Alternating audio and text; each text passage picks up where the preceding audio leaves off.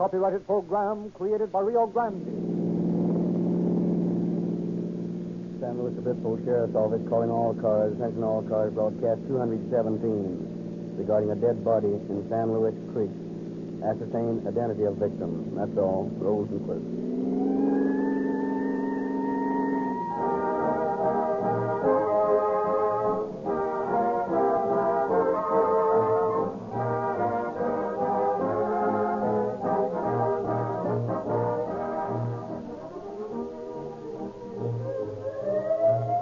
Every time I hear that shrill siren of a police car, ambulance, or fire engine, I am reminded of Rio Grande cracked gasoline.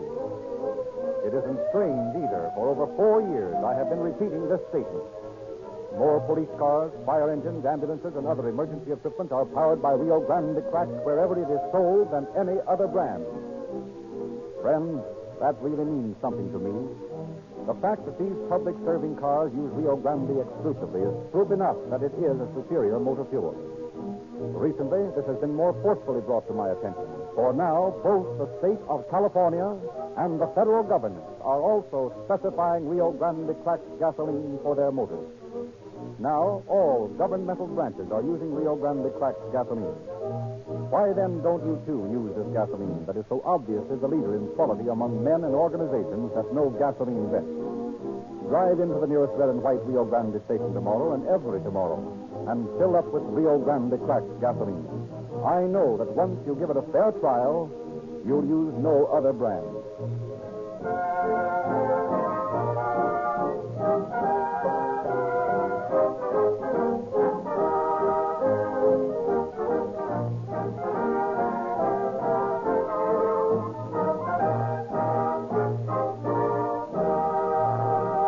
Tonight, we take pleasure in presenting a message from Sheriff Harry E. Haskins of San Luis Obispo County. When Cain picked up a rock and bashed in the head of his brother Abel, he started a train of crimes that has never ceased. But as civilization advances, it becomes more and more complex. The story we are to hear tonight occurred years ago in our community, but crime was no more a paying proposition then than it is now. We worked just as hard in those days to convince the criminal of the error of his ways as we do now, and we usually succeeded in convincing him. I have been asked if I thought programs of the sort we are about to present have any deterring effect on crime and criminals. I believe that any sort of presentation of the truth that crime does not pay has a deterring effect on the potential criminal. I am most heartily in favor of bringing that fact home to everyone.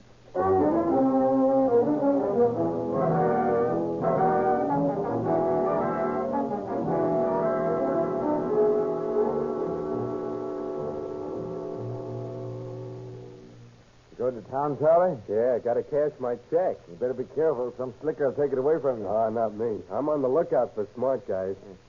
I thought you were broke. Well, I borrowed a couple of bucks from Jim Gambin. I'm going to bring him some snuff. You didn't talk how broke your fist? Yeah. You know, I've been meaning to get some stocks, but I haven't been to town since last payday. I don't see why that bird called toe of yours don't cut your shoe out, let alone your sock. Don't give me much trouble.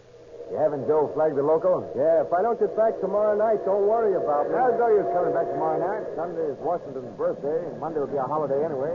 Might as well take Monday off, too. We won't be working. Well, I might do that. I'm a little tired of staying out here in the work cars anyway. You better stay sober, though. Don't worry. You know me. 2 drinks, and I start giving away everything I got. You better be getting on the rattler, Charlie. They'll be pulling out without you. Well, so long, boss. See you Monday night. So long, Charlie.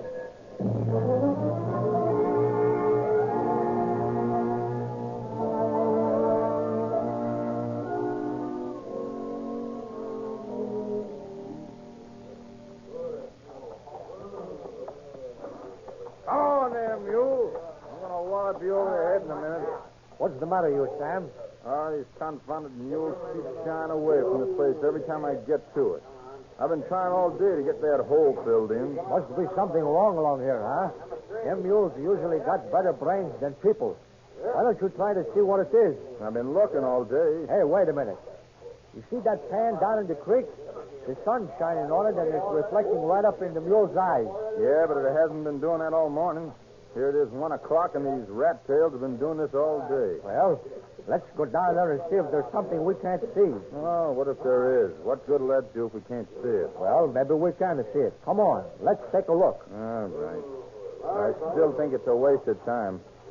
Yeah, I hope them dumb mules have sense enough to stand still till we get back. Oh, they'll be okay. Hey, gosh, this bank's steep right here. Let's go down a little ways. We can make it. Come on. Hey, wait a minute. What's that? Look at that. Madre de Dios. It's a man. And the pan is over his face. He must have been dead for weeks. Oh, let's get out of here. Yeah, we got to get the sheriff. Oh, you can phone him. I'm leaving. Boy, I'm glad to get away from there. Let's get that phone up at the roadhouse. No wonder the mules didn't want to go by that place, huh? Looks like I would have found out about it before this. You probably was too busy trying to figure the mules out. I guess so. Somebody must have pitched that guy over the bank. You don't think he walked there, do you? Hey, how long do you think he's been here? 50 weeks anyway. Oh, here's the phone. Who are you going to call? Charlie Younglove. You got a nickel? Yeah, but here. Give me the sheriff's office. Why don't you call the police? Outside of town, ain't it? It's a job for the sheriff. Hello, sheriff's office? Well, look, there's a dead man laying in the creek bed out by Evans's roadhouse. Uh-huh.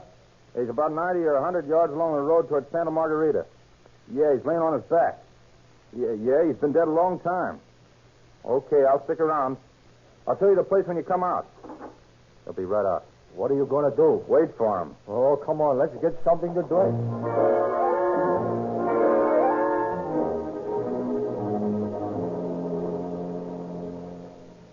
Right down there, Sheriff. See him? Yeah. Right where the pan is? That's it. Yeah, might as well get down there. Didn't disturb anything, did you? No, sir. What's the matter? He won't bite you. Maybe not, but I want nothing to do with him. Yeah, well, come on. Tell me how you get down there. Yeah, it's right over here, on the side of that bush. All right. Yeah. Well, there are thorns in this brush. Yeah, I tore my clothes half off this afternoon. Yeah. He's dead, all right. You're telling me? Let's get this pan off. Good Lord. What's the matter? This man's been shot. What? Right through the temple. Murder. Yeah. There's another hole in his chest. Hey, look at this wire. There. Around his waist, tying his hands down. Yeah. And there's another one around his ankles here. I knew this guy was dumped off the road up yonder. Well, there's nothing we can do here. I'll have the coroner load him up and haul him into town. I want to get a statement from you at the inquest. Better keep in touch with me. Sure I will, Sheriff.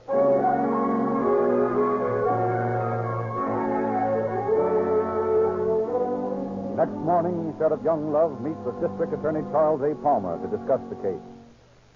The coroner tells me the man has been dead probably 3 weeks. Any identification? No more than you brought in. So far, all we got's the empty pocketbook, the coat, and the card we found in his pocket. That's all. Whoever did this saw to it that there were no marks left in the coat. They had torn out all the lining and all laundry marks. Where's that card again? Here it is. Cozy Corner. Mm-hmm. At the saloon at Hagetta and Osso Street. Yeah, no. Here's Frank Barcelos' name written on the back. I saw that. Hey, isn't he the fellow who bought that place a few weeks ago? Yeah. I wonder if he knows who could have done this. Well, anybody's a suspect, you know. Yeah, that's right. I'll look into that later. Got that wire in here that the coroner took off the body? Yeah, right here in the corner. Aluminum, eh? That's right. Did you see this before it was taken off? Yeah, why? Notice how it was wrapped and cut? No, not particularly. Look, this wire was pulled tight and twisted in a way that only an experienced wireman twists wire. So? And it was cut off at this angle, see? Mm-hmm. That means side cutters were used. Pliers, such as a lineman carry. I see. And this wire is part of a heavier cable. You can see the marks along the edges here. That's made by the other wire being wound or twisted with this strand. Which means? That this wire is from one of the power company's jobs. That narrows the search right down to a multitude. Well, it isn't as hard as it sounds. In the first place, we can eliminate lots of fellows who work for the company from our list of suspects. We know dozens of them who wouldn't even think of a thing like this. Still leaves a big bunch. Next, we've got to assume that our man is a big man. Why? Because only a big man would be able to draw the wire as tight as this fella did. Well, maybe he had help. Even so, one man did the twisting on this wire and the cutting. All the ends are twisted alike, and all of them are cut alike. You're right there. Shouldn't be so difficult to check up on a big man working for the power company at about the time this man disappeared. Yeah, it's obvious that whoever did this hauled the body out there and dumped it out. It's also obvious that he went as far as the road would allow him to go. We know how long the road has been open to that point, and we can check back from there. That's right. But the main thing right now is to find out who the murdered man is. And there you picked a sweet job for yourself. According to the coroner's report, the empty purse has the letters CQ on it. That's right. Let's check with Bill Cook about missing persons. Maybe he's got a report I haven't seen. Hand me that phone, will you? Thanks. Operator. Listen, young lady, get me Chief of Police Cook, will you? Right away, sir. Now, see if he's heard anything from any of his men on this case. He's working on it, too. Here's Chief Cook, sir. Go ahead. Thanks. Hello, Bill. Charlie Younglove. Hiya, Charlie. Fine. Say, Bill, I'm trying to identify that body we found out in Obispo Creek. We got a pocketbook over here in Palmer's office that's got the initial CQ on it. You got a missing person report and anybody like that? No, I don't think so. Hey, wait a minute. I'll take a look at this stuff on my desk. Something might have come in today. Okay. You think you may have something in the stuff on his desk? Huh. If it's anything like my desk, you'll never find it. Hello, Charlie. Yeah, Bill? Hey, I have a letter here. I got it several days ago that mentions a Charlie Quinn. Do you think that could be it? Where's it from? From a fellow named Tom Dignan. He's a foreman on an FP crew up at Serrano.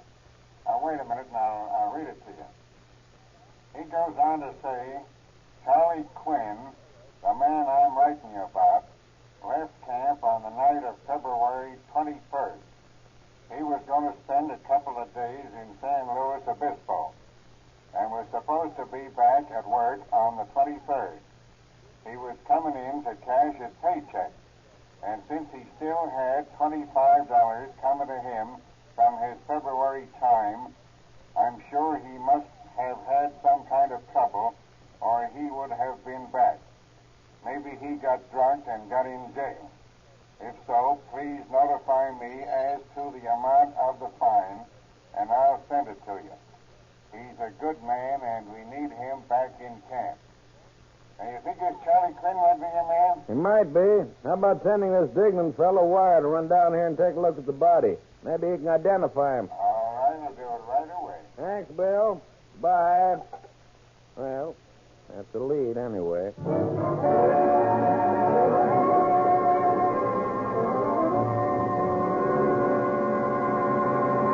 Come right in here, Mr. Dignan. Now, here's the body we've been worrying about. Wait till I get this sheet off. There. No use to worry about the face. You can't tell anything from that. You notice this fella had long black hair. You're right about that, all right. You see the hands. Mm-hmm. Looks like Charlie's hands, all right. Here's the most positive identification I can give you, Sheriff. What's that? There's a big toe here. You see that nail? Yeah, I noticed that before. It's almost an inch and a half long, wouldn't you say? Just about. That's Charlie Quinn, all right. I'd know that toenail anywhere. We kidded about lots of times. You sure about that? Yeah, I'm sure. You got his clothes around here? I can tell from them, too. Yeah, right here in this drawer. There you are.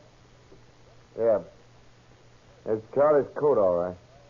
I gave it to him myself. He had it on. One of my shirts I gave him. White one with pink stripes. That's the one? Yeah, that's it. How about his shoes? He had a new pair. Oh, yeah. Here they are. They don't look like Charlie's shoes, though. His was new. Well, these shows were new when we brought them in. Had to disinfect everything, though. That's what makes the shoes look so old. Well, there's no doubt in my mind that you got Charlie Quinn's body on that slab. Well, that settles that. Now it's just a question of who killed him. Well, Sheriff, that's something I can't help you on. Nope. But I've got a sneaking hunch that Frank Bacelis can. Who's he? He's a fellow whose name we found on a card in Quinn's pocket. I think I'll run over and have a chat with Frank.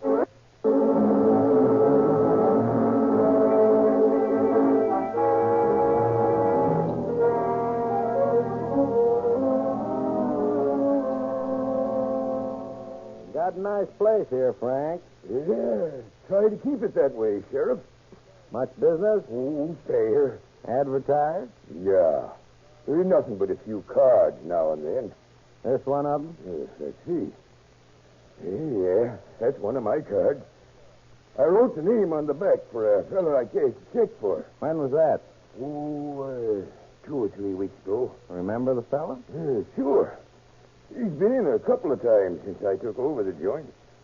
He works for the SP up at Toronto, I believe. What's his name? Charlie Quinn, I think.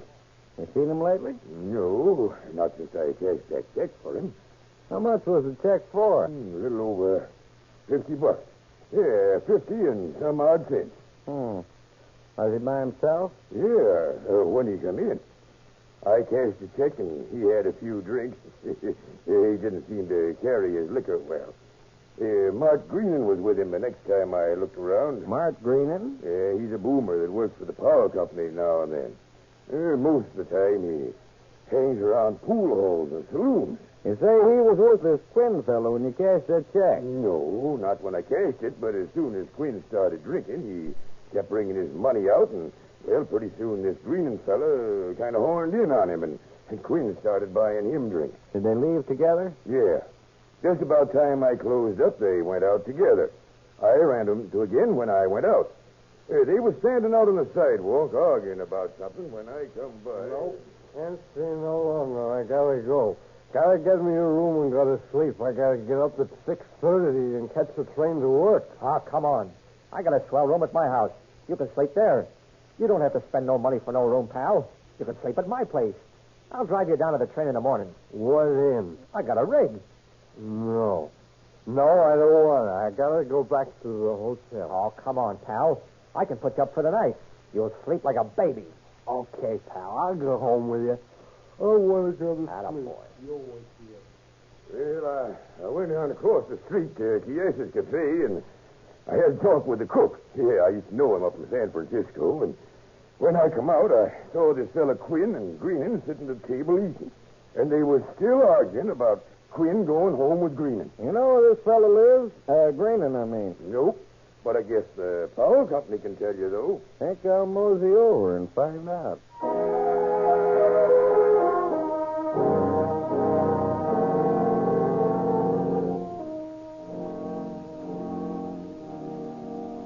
Morning, miss. I'm trying to find out where a fellow named Green lives. I understand he works for you people now and then. Well, just a minute. I'll see if I have his name in my file. All right. Know his first name? I think it's Martin.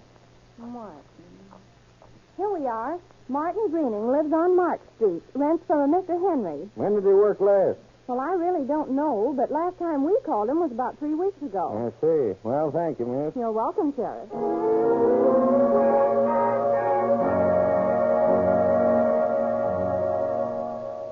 How are you this morning, Mr. Henry? I'm fine, Sheriff. You looking for somebody? Well, yes and no. I'm checking up one of your tenants, I reckon. Fellow by the name of Greening. Oh, that loafer. Sure, he lives in the house right back of mine on the corner. Been behind his rent for months. I told him he had to get out or pay up. Well, did he pay up? Nope. Give me $5 on account, though. When was this? About 3 weeks ago. You gonna let him stay on here? Just about another week. Then I'm going to throw him and that wife of his out on the street. Married, is he? Well, he claims to be. I doubt it. How do they get along? Always fighting. Woke me up the other night where they were arguing out on the back porch. That guy come over next morning and he borrowed a chisel from me. Just as cool as you please. Said his wife had been quarreling about him fixing the door. Mighty little. I say mighty little thing to have an argument about. Yeah, I got you. That's what I thought, too. But that's the time he gave me the $5, so I ain't kicking. Are they home now? Nope. Now, he left early this morning. She's across the street visiting again. She's always getting around. You got a phone, Mr. Henry? Sure. Come right inside. Thanks. I'll call Chief Cook and get some of my men out to look for Mr. Greening. Hey, what's he done, Sheriff? I'm not sure yet. Well, there's the phone, Sheriff. Thanks. Give me the chief of police.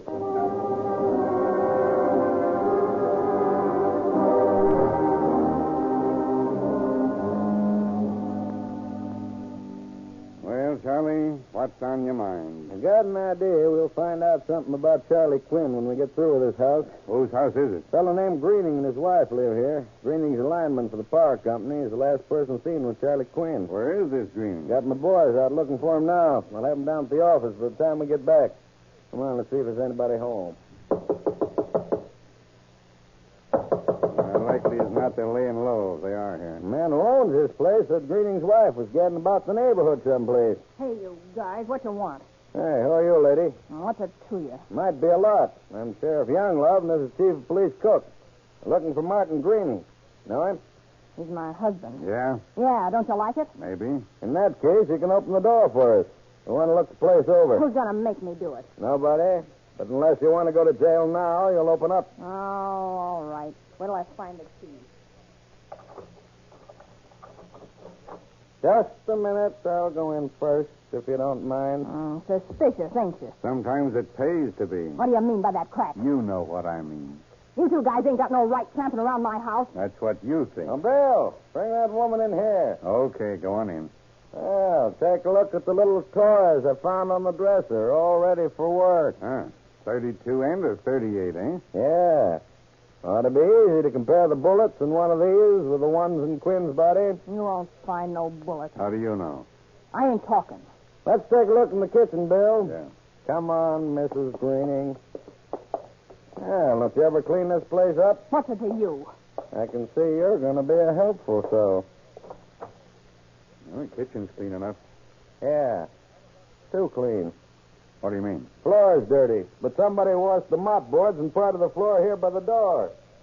The door's been scrubbed, too. Sure, I always keep the place clean. Yeah. You got a hammer around here? Right in the drawer there. What do you want it for? Never mind.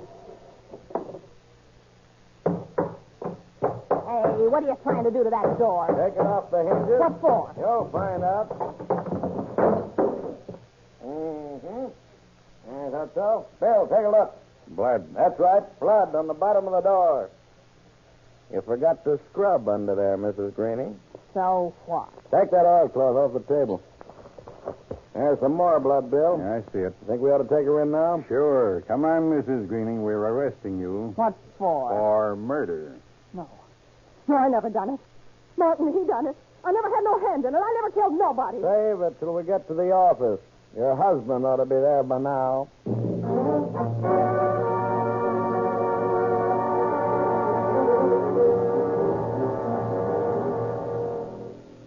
On the way to the office, the woman talked volubly. By the time the officers had reached headquarters, they had a complete story of the woman's side of the crime. Armed with their revelations, they faced the sullen Greening. All right, Greening, you might as well stop stalling. We know you were in the saloon with Quinn, and you left with him. You were heard to invite him to your home. When we found the body, it had 2 heavy pieces of wire wrapped around it. We found the cable from which that wire was taken in your house. I don't know nothing about no wire. Oh, yes, you do. We checked with the foreman on the last job you worked on. He says he gave you permission to take a piece of wire like that we found. He's lying. I don't think he is, Greening. Why did you shoot Quinn? I never shot nobody. Your wife says you did. And she's lying, too. It won't do you any good to keep on calling people liars, Greening. You ain't got nothing on me. I think we have. I'm going to reconstruct your crime for you. Go ahead. You left the restaurant with Charlie Quinn on Saturday night. Huh. You took him home with you. He was drunk. You had been drinking, but you were used to it. You could stand it. He couldn't. You got him to your house. You took him into the kitchen, sat him down at the table, and then you shot him in the back. No, I didn't. What's that? Oh, that? My gun accidentally went off, Greening. You had me scared for a minute. What did you do with the money, Greening? I didn't get no money. How much was there? I didn't count But it. you did get it. No, I never got it. Why did you shoot him twice? Well, I wanted to be... I never shot him at all. Listen, Greening, we got you, and we're going to make this charge stick. Now start talking. Oh, hour after hour, the merciless drilling continued. Little by little, the iron will of the man Greening began to break. And we're prepared to stay here all night if we have to, Greening. We got just as much time as you have. Why did you kill Charlie Quinn? All right. I'll tell you about it. I'm sick of these questions. Get started. Well, it's like Marcella said. I met this guy in the saloon, and I got him to go home with me. When we got home, the old lady was waiting. Who's that bum? Shut your trap and open the door. Where'd you pick that Oh, up? come on. Help me get him in the kitchen. What are you going to do with him? I'm going to roll him for his dough. Oh, how much he's got? About $50. Nuts. I thought you was going to get some dough. This will do us. Yeah, for a couple of days. I thought you was going to hold up our seller's place. I was, but I met this guy. Yellow. That's all that's wrong with you. Listen, you. Don't you call me yellow. What are you going to do when this bird squawks? He won't squawk. How do you know? Well, I'll fix him so he won't. I bet you will. Come on, pull that chair out. I'm tired of holding this guy up. You'd think you'd done a day's work. That bird's heavy. Well, come on. Where's his dough? Give me time. I'm getting it. Get away from me. Get out of my pocket. Pipe down. Get up. Hey, what's coming off here? Give me back that pocketbook. You can't do that to me. Give me my money. Shut your trap. Let him have it. You bungling fool. You didn't kill him. Well, I can't help it if he's made out of iron. Well, don't stand there. Do something. Well, what do you expect me to do? Give it to him again, you fool. Oh, I ain't got the heart to finish the poor guy. I've already shot him once. This ain't no time to get chicken-hearted. The neighbors will be in here in a minute. Maybe they didn't hear it. Well, you've got to get him out of here. Do something. I can't do nothing. Shoot him again. Shoot him again. Oh, and that's the way it happened. I shot him again to get him out of his misery. Never occurred to you not to shoot him in the first place, did it? Nah. You don't expect to get away with this, do you, Greenie? Why not? He wasn't much good. He didn't have no reason to keep on living. Just a philanthropist, aren't you? How'd the body get out to the creek? Well, we kept it around the house for 2 or 3 days, and then I hired a rig down in the livery stable and hauled it out there and dumped it in the creek. Well, Greenie, guess we'll keep you in jail a while. Charged with murder. Listen, Copper, I'll get you for this. Don't make no difference to me how long it takes or when it happens, but I'll get you. You're barking up the wrong tree, Greenie. You've committed the crime, not me, and you're going to pay for it. Yeah, that's what you think. I'll get out, see? They won't keep me in jail forever. I'll beat this rap. You can't hang it on me, see? I'll be out of the jug in less than a week. And when I do, I'll give you 10 times more than that other guy got. No, I don't think you will, Greenie. This is one trip you're not coming back from.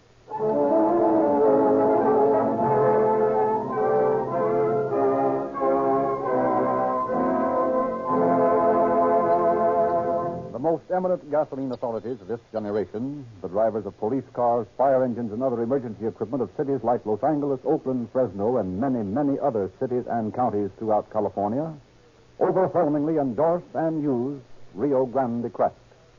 And that's not all. Now the state of California and the government of these United States have recognized the quality of Rio Grande Cracked and have specified it for use in their automotive equipment. Moreover, you will join your voice with the mighty chorus of high officials endorsing this extraordinary motor fuel when you roll into the red and white Rio Grande station in your neighborhood and get a tank full of Rio Grande Cracked, the gasoline that is first in public service, first in the favor of city and county officials, first in the tanks of state and federal emergency equipment. And now, again, we hear from Sheriff Haskins. Sheriff Younglove was right. Greening was tried, convicted, and sentenced to life imprisonment. He repeated his threats to the sheriff and to the prosecuting attorney, with the result that he was sentenced without recommendation of parole or pardon. He later died in prison, again proving conclusively that crime does not pay. Thank you, Sheriff Haskins.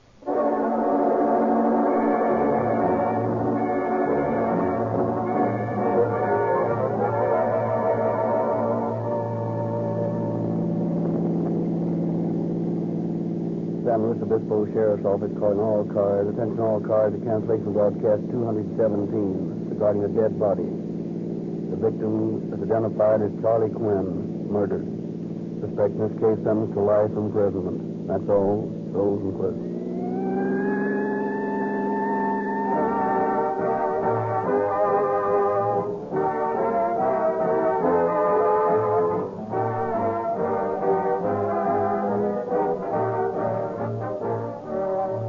This is your narrator, Frederick Lindsley, bidding you good night for Rio Grande.